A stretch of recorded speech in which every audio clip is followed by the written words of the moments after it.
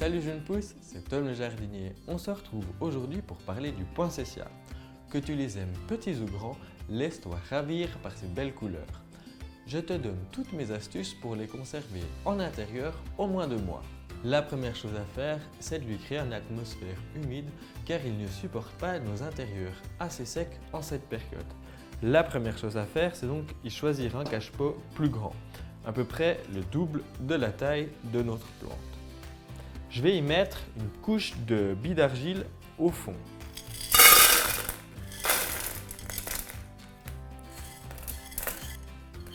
Les petites dernières, je vais remplir maintenant avec de l'eau. Pas jusqu'en haut, mais jusqu'au niveau de nos billes d'argile.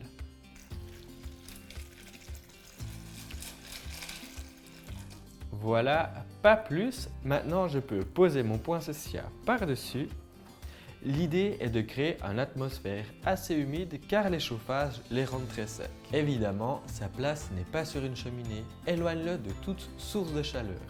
À portée d'une fenêtre, c'est là où c'est qui se plaira le mieux, si possible avec le radiateur éteint. En fait, les feuilles de couleur qu'on voit là, ce n'est pas des fleurs, mais des bractées, une forme de feuille transformée. La fleur est réduite au strict minimum, un pistil, des étamines, ce qui lui permet juste de se reproduire. Pas besoin de pétales car c'est le bractées qui vont changer de couleur. Ma deuxième astuce te permet d'éviter le botrytis, une forme de pourriture grise qui pourrait faire mourir tes plantes en moins de 2. Pour éviter ça, rien de plus simple. Donne de l'air à tes plantes. Mets une température en 18 et 20 dans la pièce. Ne colle pas tes plantes les unes aux autres. Grâce à ça, rien qu'à ça, tu pourras avoir des belles plantes et les bractées resteront longtemps. Par contre, évite-lui les courants d'air. Près d'une fenêtre, c'est bien, mais bien isolé. Car si ta plante a des courants d'air, les feuilles risquent de tomber. Ma dernière astuce concerne son arrosage. Pour ça, il faut que je te raconte un petit peu son histoire. On va essayer de recréer son même atmosphère. Elle vit au Mexique où elle atteint 3 mètres de haut et un petit peu l'équivalent de notre sureau à nous.